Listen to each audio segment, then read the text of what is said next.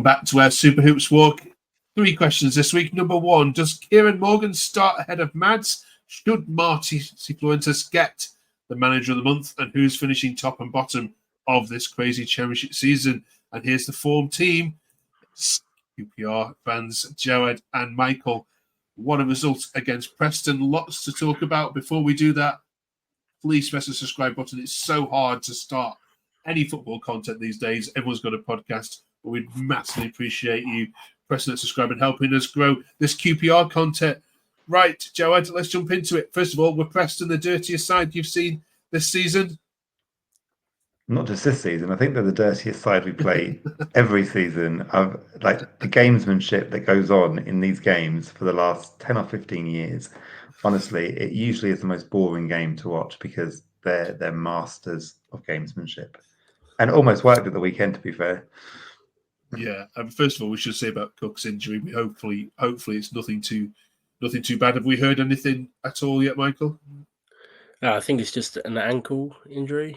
It doesn't seem as bad as what everyone first thought when we saw him go down. But yeah, it's just he'll be on the sidelines for a few weeks, I think. Let's clear up the controversy first of all, shall we? If you're in as manager's position and you have got the ball at your feet and that happens, Michael, do you do what he did? Yeah, you have to finish it. You have to. I'd be so annoyed if one of our players didn't. Especially when you're playing a team that you should be beating, or at least should be competing against. So I think he did the right thing, personally. Yeah, Jawed? If it had been the other way around, I guarantee that one of our players would have stopped like we're just like that. They don't kind of use their brains. But I was shocked that some QPR fans started to boo him because, like Michael said, if it's the other way around, you go on. It's not like the player suddenly collapsed with some kind of heart injury or was a head injury. He had to go through and score. And he wasn't even looking back. Why should he look back at what Steve Cook's doing? So there's no complaints whatsoever. No. Okay. Right. Sensible shouts. Okay. Let's talk about Morgan then, shall we? Does he start ahead of Mads? I mean, we've got some tweets here that will certainly back that up. Bradders says, on top of the world again right now. I have to say Morgan today was the best player on the pitch. Superb performance going into Christmas. Dan says, I love that one. Morgan looks the part. He has to start over Manson from now on. Should he, Michael? I'd say so, yeah. I think he definitely deserves a run out in the team. His performance on Saturday was one of the best I've seen from a teenager, like at QPR, probably, well, in a very long time. He's so good going forward. And he brings in the passion and he fights. He's really good at pressing, and I felt like that's what caused Preston the most of their problems on the weekend. So definitely should start. Yeah, you open a crash, Jawed, at Loftus Road at the moment. These youngsters are saving your season, aren't they? With Kolli as well. Yeah, the Morgan one came from nowhere because he was signed from Spurs in the summer, expecting to be in the development team, and he was thrown in, scored, I think, in his second appearance. But Saturday was by far his most accomplished game, and that was against a team, like I said before, who are clever, who kind of are physical, and he was the best midfielder on the pitch, in my opinion. I think he had 90% pass completion.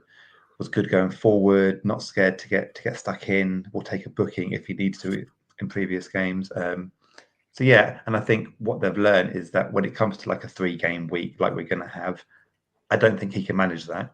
And a few weeks ago, by the 3rd game, he was dead on his feet, and they've kind of managed his minutes more. And with players coming back, I think they can kind of manage him. So whether or not he starts at Swansea, I'm not 100% sure, but definitely for the Norwich game. Okay, all right. Hey, listen, we've got to say this, haven't we? That you were crying out for a home win a couple of weeks ago, and now you've got 3 on the trot, Michael. It's a bit greedy, isn't it? Yeah, I know. I'm getting used to this. All seriously, though, unbeaten in 7 games now, 15 out of the last 22 points. 15 points out of 22 matches. I mean, I don't say this, Jawed, but Martí Cifuentes is the most underrated manager, I think, going in the league, isn't he? He's certainly going to get December Manager of the Month, isn't he? Well, there's more games to come. So I think it will depend on that. I think he deserves a lot of credit, and some of it it's been down to the injuries. I think when you go through such a bad spell, the easy option is to change the personnel playing. But because of injuries, he's had to kind of persevere with that same team and give them confidence somehow. And I think that's a sign of a good manager, that these players looked shot 8-9 games ago. We were dreadful in a couple of those games, and we genuinely kind of feared for our season. And the way that he's kind of given them confidence, let them play through this kind of bad patch, brought in players like Kolli, like Morgan. I think the fear is that someone higher up the food chain kind of starts to take a bit more notice of him, because absolutely, it's going to happen. We have to be prepared for other clubs to be looking at him. Yeah, well, Valencia apparently are looking for a manager. So I'm sure he might be high on their hit list. Let's have a look at some of the. I mean, I can't believe it's a real. Cheesy McSqueezy says, seriously, where are the people who wanted Marti out? Come on, put your big boy pants on and say I was wrong. Some of the ones here. After the way they were celebrating their first goal, that one is my favourite comebacks ever. What a performance from start to finish. Will make it difficult by missing sitters, but kept pushing. Unbeaten in 7, Marti is cooking. Well, let's put it on the record. We never said Marti out. I know other podcasts did, but we've stayed firm. Michael, what do you think it is about the relationship between Marti and the fan base that I don't think I can find anywhere else in the league, perhaps other than Danny Rowland and Sheffield Wednesday? Well, I think after coming in on such on an unknown basis and keeping us up with the last game of the season to spare is already gets the fans behind him. Sorry, and builds our trust in him. So I think it was never in doubt that he was going to turn it around. He could turn around a team that looked down and out last year. So why not be able to do it again? He's made a few signings. They've come in. All of them not really heard of them much. But like Jared was saying, with the injuries that we've had, he's instilled confidence in a side that can now take on anybody at home and away and put in a good shift. Cheers for that. I mean, we may even start talking about playoffs in February, Jared, might we? If this continues. I don't want to get carried away. I have booked a hotel for Wembley in May, but in all seriousness, the next 4 or 5 games aren't the most difficult on paper. Obviously, Swansea had a bad result at the weekend. We beat Norwich 3-0 early in the season. Then we've got Watford and Luton, who we've taken 4 points off. Probably should have taken 6 points off them both. So I think by the kind of FA Cup game, if we can have a couple more wins on the board, then we're going to be 7 points behind, maybe 8 points behind. So it would be an absolute miracle. But with the players coming back, maybe Absolutely. 1 or 2 signings. I think the key that you mentioned earlier is Cook. I think if he's out long term, as long as Clark-Salter stays fit, I don't think we'll miss him as much as we would have done 6 weeks ago, because Liam Morrison's come in and been outstanding. Clark-Salter's one of the best defenders in the league, but I think what it does now, it forces their hand in maybe rushing Clark-Salter back a little bit sooner than they would have done if Cook was fit. So I think that's going to be a one to kind of keep an eye on. I would have thought Fox will start the next 2 maybe, and then after that, bring in Clark-Salter. Yeah, and also with Morgan Fox as well on the weekend, I felt like that was probably one of his best games he's had for us in a long time. So obviously, I'd prefer Clark-Salter, but Morgan Fox is not a bad option to have, I think. Brilliant. One last one on the game as well. Paul Smith gets a shout out up the R's. Says he's really showing his value recently. Been playing. I've been very critical of him this season, but happy to see him playing well. Any arguments there, Jared? No. Again, he's one who gets a lot of stick on social media, and I think he's a bit like Sam Field in that QPR fans always think we need someone better, but I think they forget that we're a mid-table championship club, and no one works harder than Paul Smith. he's been unlucky this season with a few chances.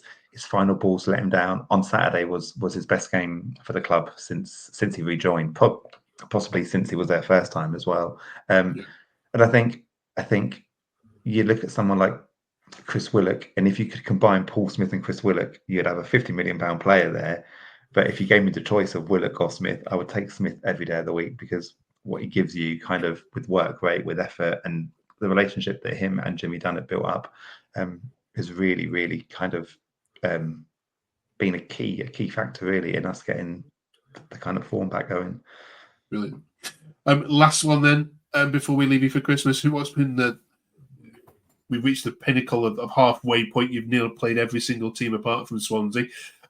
So who's been the best and who's been the worst side that you've played against? Interestingly, no one has said QPR for best or worst, actually.